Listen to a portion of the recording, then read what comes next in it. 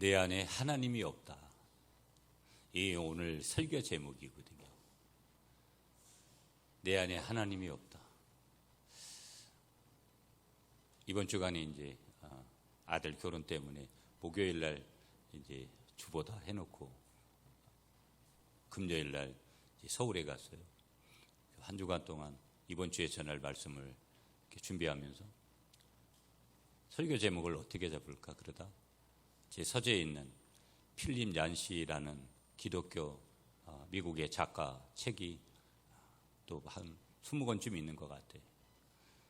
그분이 특히 핵심이 뭐냐면 한 단어가 뭐냐면 은혜라는 단어를 주로 많이 책 제목에 많이 써요. 그분 책을 이렇게 한 권 읽어야 되겠다 싶어서 보다 보니까 더 정확하게 말씀드리면 내 안에 하나님이 없다 이런 책 제목이 있어요. 굉장히 좋은 책이죠. 제가 다 읽지는 못했어요. 서울에 또 가져가면서 읽기도 하고. 설교 제목을 어찌 보면 오늘 탕자의 비유라는 이 비유가 우리가 너무나 많이 들었던 설교거든요. 근데 오늘 포커스가 조금 첫째 아들한테 맞춰주면서 출발을 하고 있는데 첫째 아들 속에 있는 문제가 뭐냐면 하나님이 없는 거예요. 그래서 설교 제목을 내 안에 하나님이 없다 이렇게 잡은 거거든요. 하나님이 없다 보니까 어떤 일이 벌어지냐면 하나님 앞에 설 염치도 없어. 그러면서 그 내면을 살펴보면 아주 번잡하고 무질서한 생활을 하고 있고 변덕스럽고 이기적인 마음이 존재하고 그 속에 미움이 있고 죄책감이 자리하고 갈등으로 뒤범벅이 되어 있는 한 자아의 내면인 거예요. 제대로 어떻게 보면 굴러가는 것이 하나도 없어요. 여러분의 인생이 지금 어떻게 굴러가고 있습니까? 목사님, 내 인생은 너무 여러 각도에서 자기 인생을 이렇게 내 인생은 너무 행복하다고 그렇게 말할 수 있는 분도 있고 제대로 굴러가는 것 하나 없이 느껴지고 마음 먹은 대로 되는 것 하나 없는 한 날에 하루가 지나가고 한 달이 지나가고 또 1년이 되는 그리고 그 속에서 끊임없이 나는이라는 질문을 하게 하는 그런 인생의 자리들을 우리가 느끼게 되는 것이죠. 나는 과연 하나님을 만나고 있는 것일까? 하나님을 믿는 사람일까? 내 믿음은 진짠가? 남들에게는 살짝 포장해서 숨길 수도 있지만 나와 하나님과의 관계 속에서 진실한 이런 질문을 우리가 해본다면 어찌 보면 이것이 우리 모든 인생들의 고민이 돼야 되고 나의 진정한 고민이 돼야 되는데 그렇지 않게 삶을 살아갈 때도 훨씬 더 많이 있다라는 거. 내 안에 하나님이 없다. 여러분 이런 주보의 설교 제목을 오늘 본문의 제목을 들으면서 여러분 적어도 자기 마음을 어떻게 봐야 되느냐 의심을 좀 해봐야 되는 거예요. 남을 의심하지 말고 자기를 좀 의심할 필요가 있다라는 거. 자기를 좀 의심해 봐야 돼요. 나의 마음에는 중요한 사실은 의심의 공간이 있더라는 거예요. 우리가 잘 아는데도 로마서 7장에서 사도 바울이 내 안에는 두 자아가 싸우고 있다고 했잖아요. 하나님을 쫓는 영역과 세상을 쫓는 영역, 성령, 표뉴마를 쫓는 영역과 사르크, 육신을 쫓는 영역이 분명하게 존재한다라는 거예요. 그래서 우리가 의심을 좀 해봐야 돼요. 나를 항상 포장하지 말고.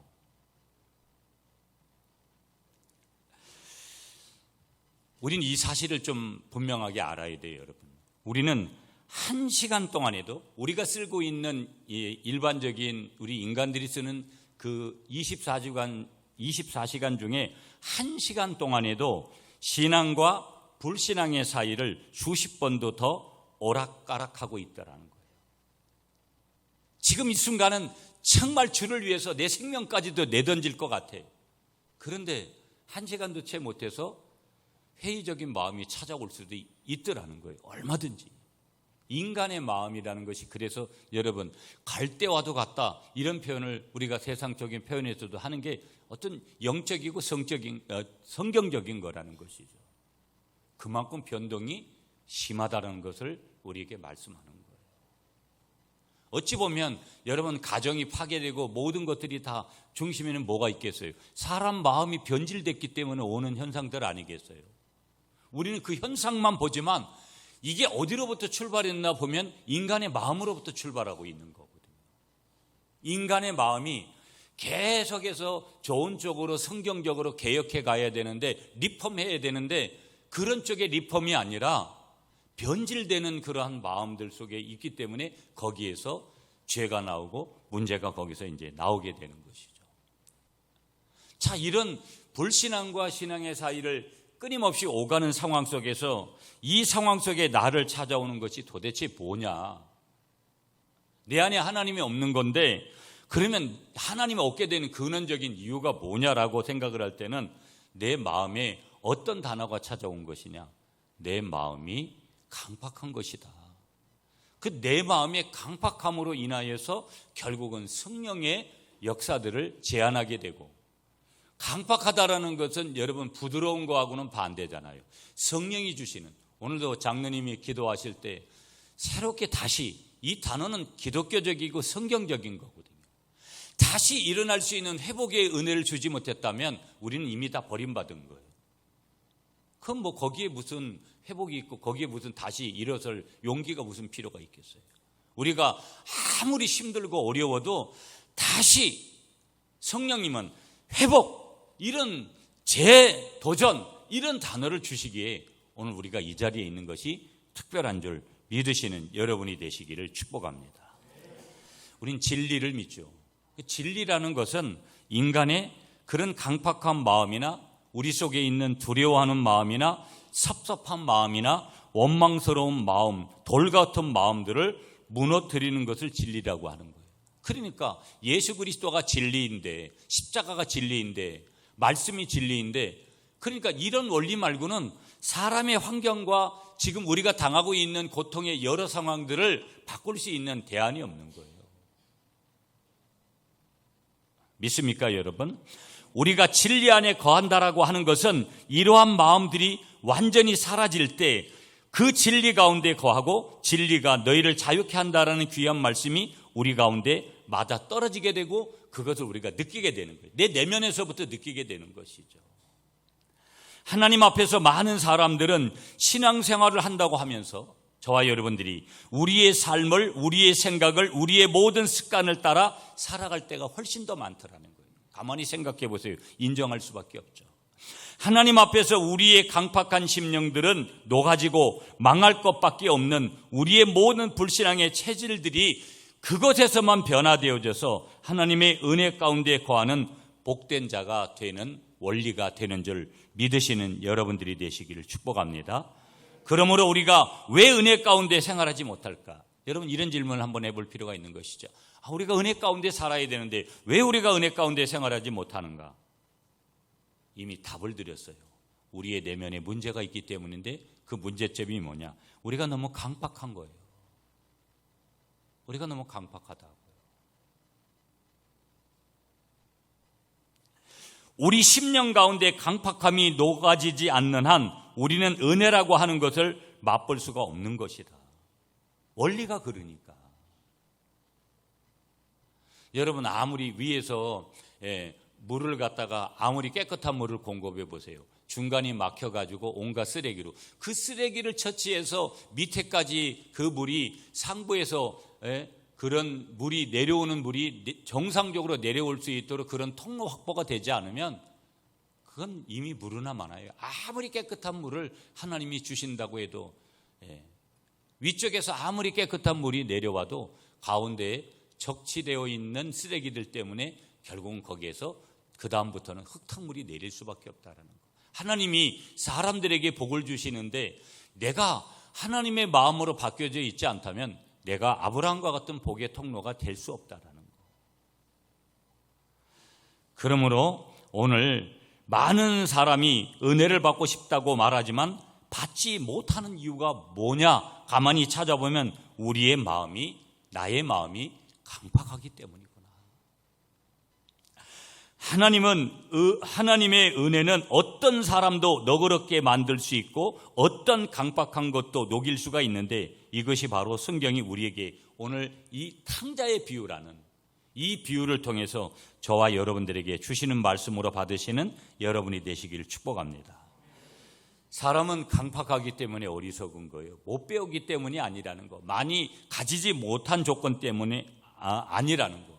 그럼 강팍하다라는 그 원어의 뜻은 뭐냐면, 강팍하다라는 것은 어떤 의미에서는 아둔하다라는 뜻이에요. 아둔한 거예요. 강팍하고 아둔하게 신앙생활을 한다면 당연히 은혜가 없고 복이 없는 것이죠. 그러나 그렇게 살면 안 된다고 하는 것을 알면서도 눈에 보이는 것으로 우리가 들어가는 거예요. 성경에 보니까 바로왕이 그렇고 히드기야가 그렇고, 오늘 역사의 한 인물을 꼽으라면 히틀러와 같은 사람이 여러분 대단히 강팍했던 마음으로, 사람이 강팍해지만 도저히 할 수 없는 일들을 해버리는 거예요. 인간으로서는 자행할 수 없는 일들을 누구든지 하게 되는 거예요. 여러분 청송 가면서 제가 몇 번 가봤지만 거기 있는 사람들이 아주 인상이 험악하게 생기고 이렇지 않습니다. 똑같아요, 우리하고. 그 순간에 강팍한 마음이 와가지고 엄청난 범죄를 저지른 거예요. 순간에 찰나적인 그런 삶을 오인하는 그런 일들이 어디에서 오느냐? 나의 강팍한 마음으로부터, 너그럽지 못한 마음으로부터, 용서하지 못하는 마음으로부터 출발을 하고 있더라는 거예요. 불행했던 사람들을 다 살펴보면 그들의 마음속에 내면에 자리하는 것은 뭐냐? 강팍했던 마음들이, 아주 돌같이 굳어졌던 그 마음들이 거기에 존재하더라는 거예요. 강팍한 심령을 하나님의 은혜로 너그럽고 형통한 믿음으로 바꿔야 될 줄 믿으시는 여러분들이 되시기를 축복합니다. 여러분, 이 강팍한 마음 속에 여러분 나타나는 증거 하나가 뭐냐면 기쁨을 상실하는 거예요. 샬롬 에이레네. 히브리어로는 샬롬, 헬라어로는 에이레네. 이런 평강이 상실되는 거예요. 하나님의 기쁨이 상실되는 거예요.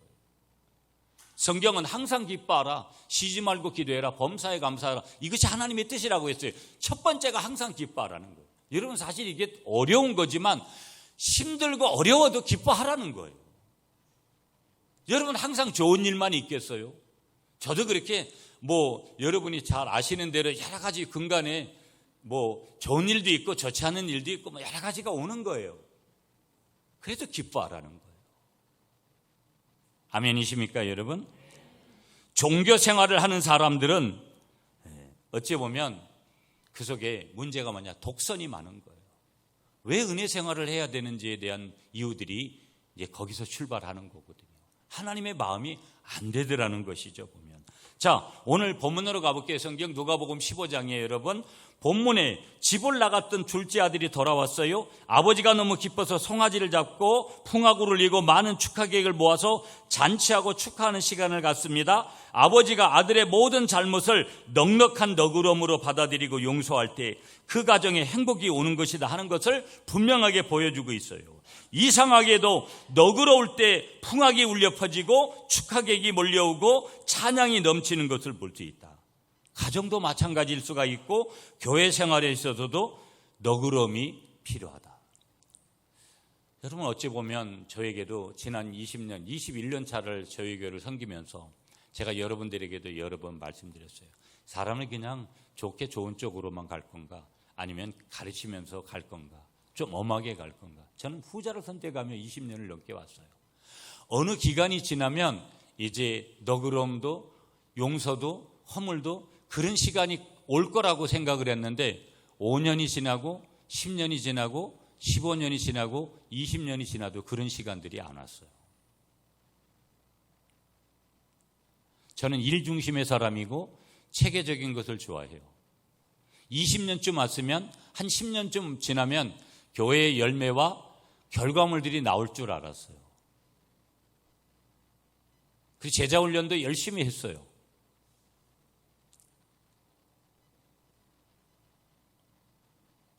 여러분이 잘 아시는 대로 어제 이제 며느리를 보고 이제 우리 아들이 이제 장가를 갔어요.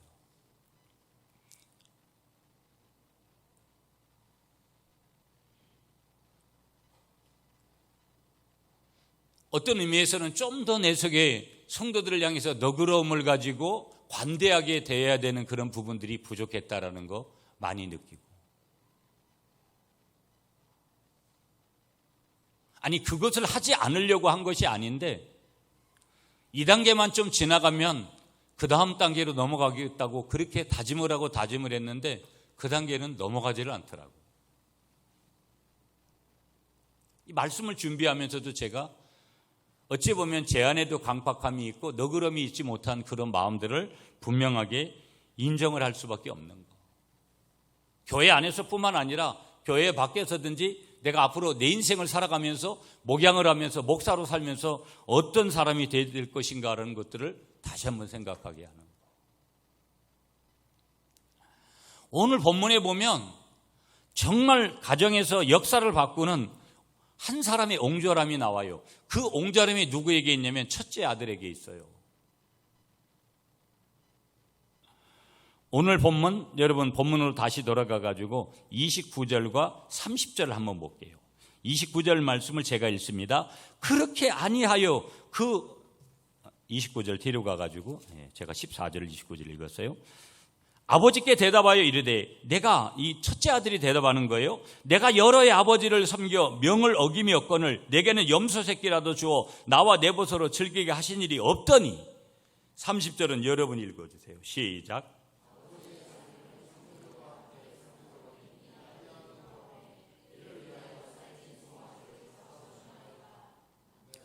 여러분, 집안에 마지가 이런 옹졸함을 가지고 있으면 참 어려운 거예요. 이 탕자의 비유는 항상 초점이 누구에게 맞춰져 있냐면 둘째 아들에게 항상 초점이 맞춰져 있어요. 많은 목사님들이 설교의 핵심적인 부분이. 오늘 저는 둘째 아들에게도 초점을 맞춰야 되지만 이 첫째 아들에게 있는 하나님 없는 마음.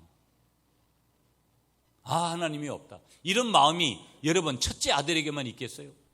교회 안에서도 온갖 일들이 있어요. 우리가 몇십 명이 되지 않는 교인들 속에서도 제가 모르는 척하고 있어도 다 물어보지 않아도 어떤 일이 벌어지겠구나. 교인 50명 되는데 출석하는 교인들을 모르면서 모른다. 여러분, 그건 목회를 하는 게 아니죠.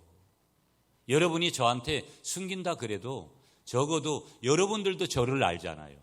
저도 여러분들을 어느 정도는 안다 이 말이에요. 가정으로 가면 여러분 사회생활하면서 여러분이 다니는 직장 안에서 여러분이 개모임을 하는 일반 어떤 아주 그냥 사적인 모임 안에서도 여러 일들이 있어요.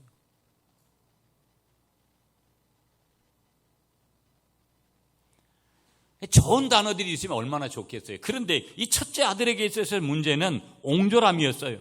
아버지, 내게는 이러이러한 것도 안 해주시면서 자기 동생에게는 너무 관대하다 이런 것이죠.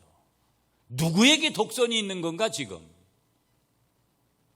어찌 보면 나 속 한 번도 아버지 속썩인 적 없다고 말하고 있는 이 첫째 아들에게 발견되는 게 독선이죠. 아니 우리가 보면 한 번도 속을 안 썩였는데 속썩인 둘째 아들에게 문제가 있다고 봐야지. 교회 안에서도 마찬가지인 거예요. 내가 좀 교회를 위해서 뭘 한다고 하고 내가 뭐를 좀 남들보다 많이 한다고 해서 여러분 그런 공적으로 가면 결국은 문제가 생기는 거예요. 거기에서 차라리 안 한 반도 못한 일들이 거기에서 벌어지는 거예요.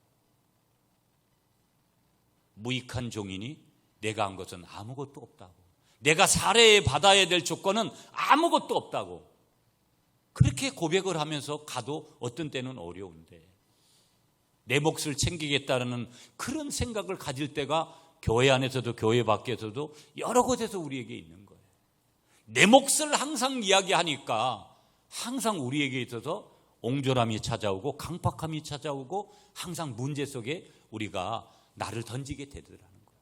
거기에서 독선이 나오고. 믿습니까 여러분? 거기에서 원망이 출발하고 있더라는 거예요. 강팍한 첫째 아들 때문에 잔칫집이 뭐로 바뀐 거예요? 초상집으로 바뀌는 거예요. 이 첫째 아들 때문에, 은혜로운 첫째 아들의 마음 때문에 이 초상집과 같았던 이 집이 잔칫집으로 바뀌어야 되는데, 여러분, 나 때문에 우리 교회가 성장하고 나 때문에 우리 교회가 더욱 하나님의 영광에 하나님의 임재가 있고, 어느 목사님이 오늘 아침에 저한테 카톡을 하나 보내주시더라고요. 우리 구미 갈릴리 교회 오늘 성령의 기름 부으심이 넘치는 그런 교회가, 그렇게 느닷없이 그렇게 카톡을 받고 나니까 너무나 감사해서, 목사님 교회에도 성령 하나님의 임재가 충만하기를 그렇게 기도한다고 제가 너무 고맙더라고요. 주일날 아침에 그런 카톡을 받으면, 그것도 목사님이 목사에게 그런 거를 주니까 너무 감동이더라고요. 여러분, 이런 말 한마디가 초상집을 잔치집으로 바꾸는 거 아니겠어요? 제가 늘 그런 얘기를 드려요. 우린 너무나 중요한 터닝 포인트, 분기점 속에 있어요. 우리 구미 갈릴리 교회도. 우리가 어떤 마음을 가져야 될까? 그래서 어찌 보면 영성으로 말하면 비움의 영성을 먼저 가져야 되고, 그 다음에 성령 충만함으로 우리가 체험의 영성을 채워가야 되는 비결들을 우리에게 지금 말씀하고 있는 것이죠. 보면은요, 우리에게 부족함이 뭘까? 너그러움이 있더라는 거죠. 저도 말씀드렸잖아요.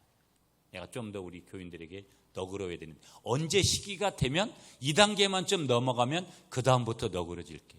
이건 너그러움이 아니었어요. 인위적인 건 너그러움이 아니에요. 자연적인 거야 되고 우리의 은혜 속에서 흘러나와야 되는 것이지. 믿습니까, 여러분? 이 너그러움은 육적인 너그러움이 아니라는 거. 영적인 것이 반드시 토대를 갖추고 있는 그런 너그러움이어야 된다는 거. 강팍한 마음을 버리게 해달라고 늘 기도하고 하나님 앞에 승리자가 되기를 다시 한번 결단하시는 저와 여러분들이 되시기를 축복합니다. 오늘 성경에는 세 사람이 등장하거든요. 첫째 사람은 두 아들을 가진 아버지고, 우리가 첫째 아들은 아까 조금 언급을 했고, 성경이 말하는 이 아버지는 역사의 주인이신 정말 우리가 믿는 하나님 아버지를 또 한편에서는 말씀하고 있는 것이죠. 이 아버지는 언제나 어떤 특징을 가지고 계시냐면, 언제나 너그러운 사랑으로 용서하시는 용서의 아버지예요.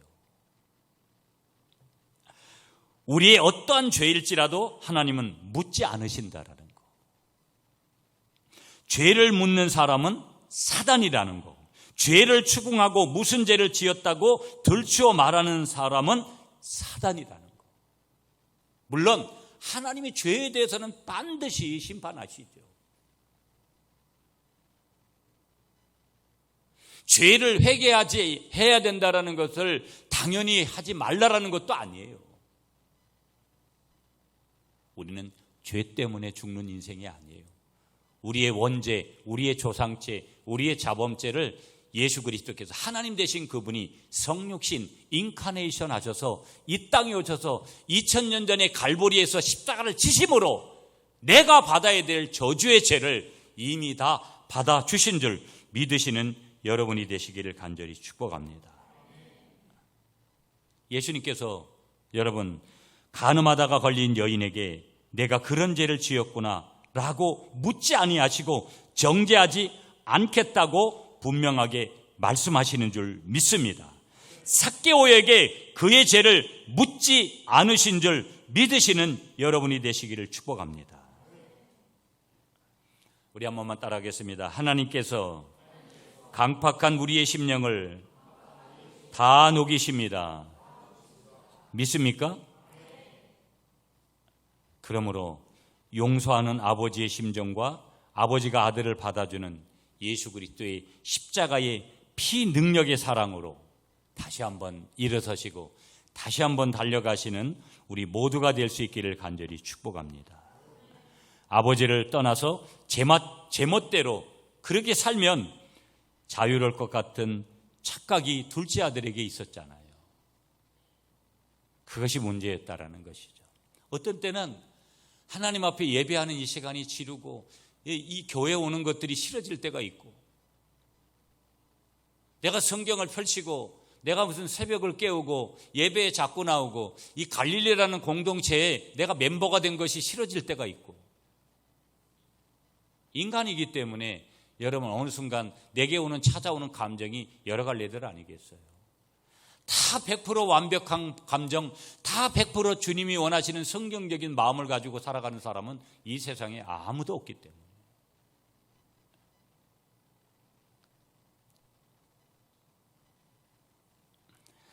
제멋대로 살고 싶은 우리의 욕망들, 얼마든지 오늘을 살아가는 사람들에게는 있을 수가 있는 거고, 둘째 아들도 그렇게 살고 싶었던 거예요. 어느 때보다도 주의 종의 간섭에 대해서 목회자가 성도들을 막 간섭하고 예배 똑바로 드려라, 신앙생활 똑바로 해라,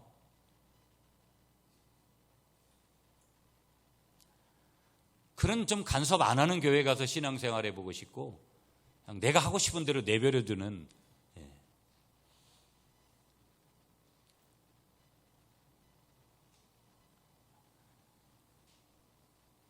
둘째 아들이 그런 착각에 빠졌듯이, 여러분 왜 목회자를 세웠겠어요?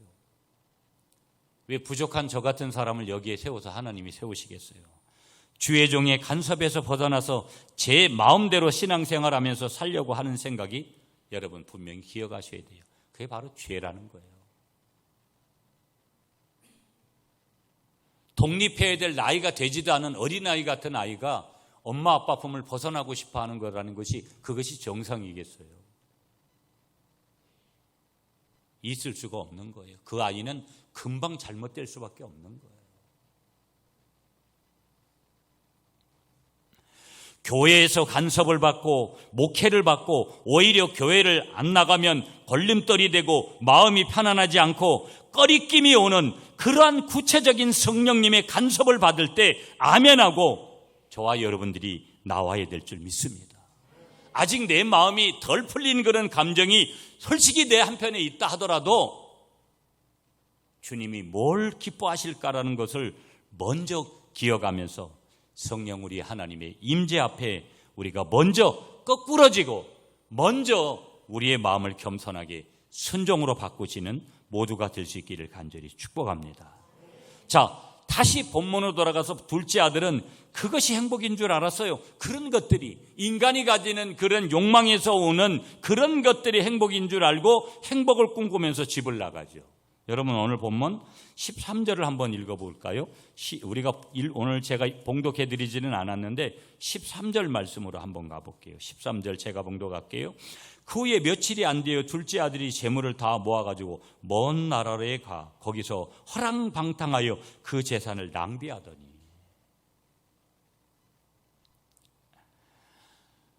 욕망은 결국은, 욕망의 끝은 멸망이에요. 비전이 아니니까. 하나님의 비전은 고난이 커요. 과정도 있어요. 힘든 것도 있어요. 그러나 반드시 결과는 행복으로 맞춰지는 거예요. 복으로 맞춰지는 거예요. 믿습니까? 아버지를 떠나서 아버지의 음성이 들리지 않는 곳으로 멀리 나갔습니다. 둘째 아들이 나가서 방탕한 곳에 빠진 것은 죄의 결과일 뿐이고 이미 아버지를 떠난 그 자체가 죄더라는 거예요. 아버지를 멀리 떠난 그는 죄의 늪으로 빠져들어가기 시작했고 결국은 그 늪에서 헤어나오지 못했다라는 거. 아버지가 없는 끝없는 나라, 아버지의 간섭이 없는 나라로 나아가지만 결국에는 무너지고 쓰러지고 부러지고 모든 것이 어떻게 된다? 흐트러지게 되더라.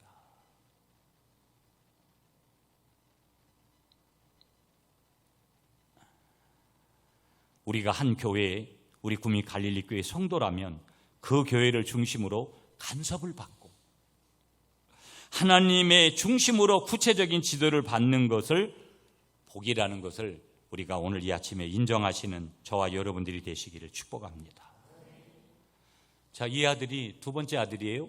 아버지를 떠난 것도 죄지만 또한 자신이 관리할 수 없는 물질을 가진 것도 죄라는 것을 보여줘요. 여러분 14절 한번 여러분이 읽어주세요. 14절 말씀 시작.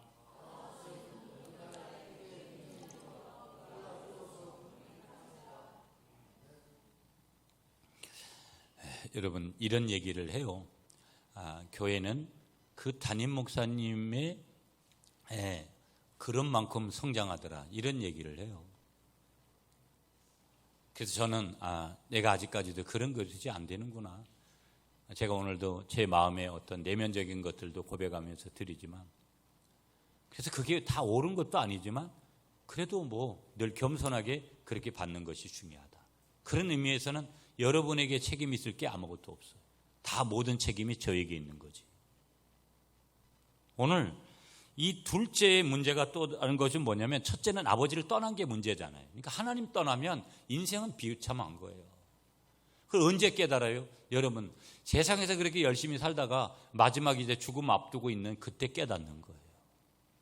때가 늦는 거죠.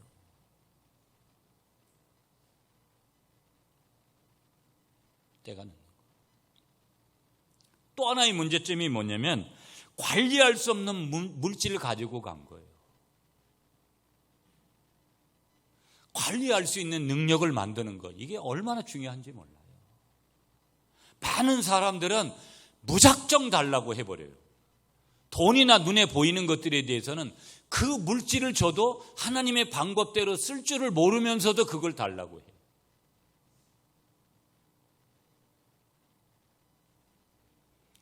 둘째 아들의 문제가 그런 부분도 있다라는 거. 관리 능력에 소홀했다라는 거. 관리 능력. 이 관리 능력은 평상시에 가지는 것이죠. 평상시에. 어느 날 그 관리 능력이 세워지잖아요. 하나님은요, 오래 훈련하신다고요. 제가 부흥회 가서도 이야기 드린 말씀, 하나님 오래 훈련하고 짧게 쓰세요. 길게 못 써. 인간은 길게 오래 가지를 못해. 오래 훈련하는 거예요. 짧게 쓰시려고. 그러니까 하나님 앞에서 오래도록 그렇게 어떤 그런 부분을 하기 위해서는 얼마나 부단히 우리가 내 열심도 노력도 거기에 가미가 돼야 되겠어요. 은혜가 필요하지만. 결과가 우리가 확인했잖아요. 둘째 아들 다 그냥 가서 다 탕진해 버렸어요. 그냥. 결과가 그렇게 나왔잖아요. 왜 그랬을까요? 관리 능력이 됐으면 50%를 남기든지 75%를 남기든지 25%를 남겼을 거라는 거예요. 관리 능력이 안 되는 거예요.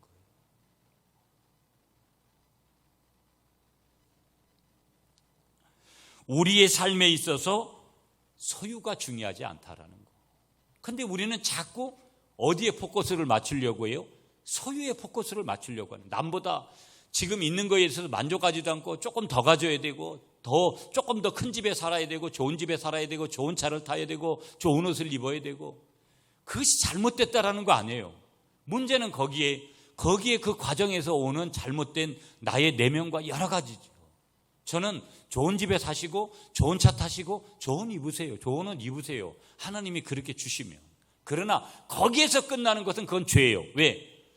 그것을 주셨다면 그렇게도 하지만 뭐도 해야 돼요? 어려운 이웃들을 위해서 돈을 쓸 줄 알아야 되고, 하나님의 선교를 위해서도, 하나님의 교회를 위해서도, 하나님의 나라를 위해서도, 어찌 보면 내게 25%를 쓴다면 75%를 하나님의 초점을 맞출 수 있는 사람이 되느냐, 그게 더 중요한 거예요. 하나님 앞에서는 5%, 10%밖에 맞추지를 못하는 사람이 자기한테는 7, 80%를 맞추고, 하나님이 그냥 내버려 두셔서 그걸 누리면서 사는지는 몰라도 그걸 사명자라고는 얘기하지 않아요. 그리스도의 군사라고는 얘기하지 않는다 이 말이에요. 말하지 않는다 이 말이죠.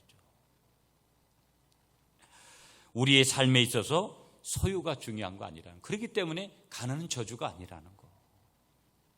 남들보다 좀 없는 거. 저도 마찬가지인 거예요.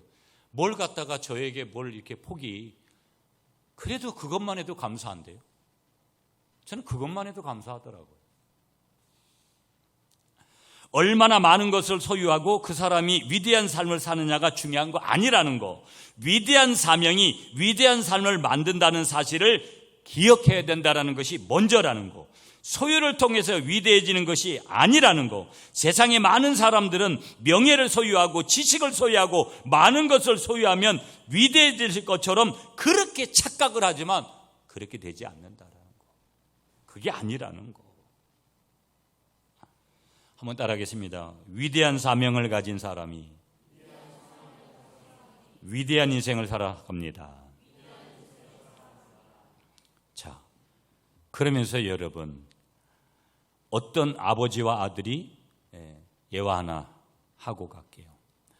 화투를 치다가 15,000원 때문에 아들이 아버지를 때렸다라는 거예요. 여러분, 우리 예수 믿는 사람들도 설이나 이런 때 무슨 문화가 많이 없잖아요. 기독교 문화가 많이 없어서 우리도 이제 고스톱이나 이런 거 하잖아요. 안 하시나 봐요? 아니, 고스톱도 안 하고 살면 인생이 무슨 재미를 가지고 사는 거예요, 도대체? 참.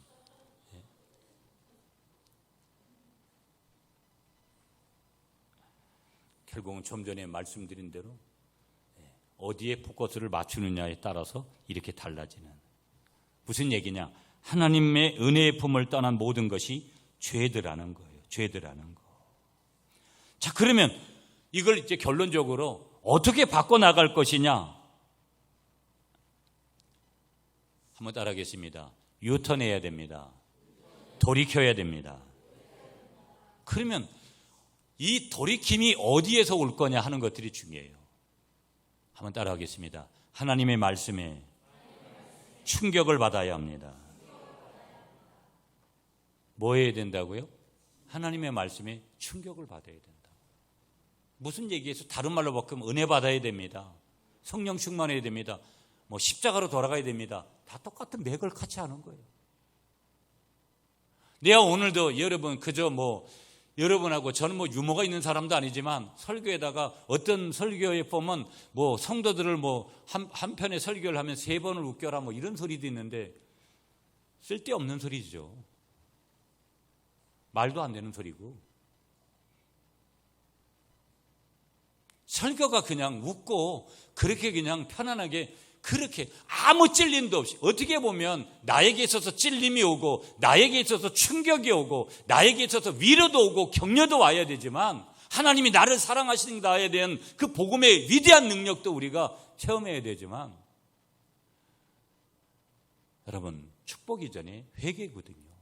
깊은 찔림이 말씀을 통한 충격이 와야 나를 바이브레이션으로 흔들어 놓듯이 일단 흔들어서 나 자신을 좀 정비하고 난 다음에 그 다음에 복이어야지. 정리도 안 된 상태에서 여러분 복을 주면 결국 둘째 아들 같은 그런 꼴이 나는 거예요. 여기까지만 말씀 전하는데 내 안에 하나님이 없다. 우리가 장가가고 시집가고 여러 가지 다 좋아요. 저희 집에도 또 다음 주에도 또 우리 교회에 이렇게 기쁜 행사들이 있어서 감동이잖아요.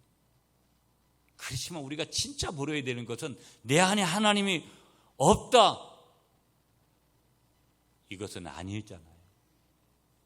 늘 내 안에 하나님이 계시다. 그렇게 변화되어가는 우리 모두가 될 수 있기를 간절히 축복합니다.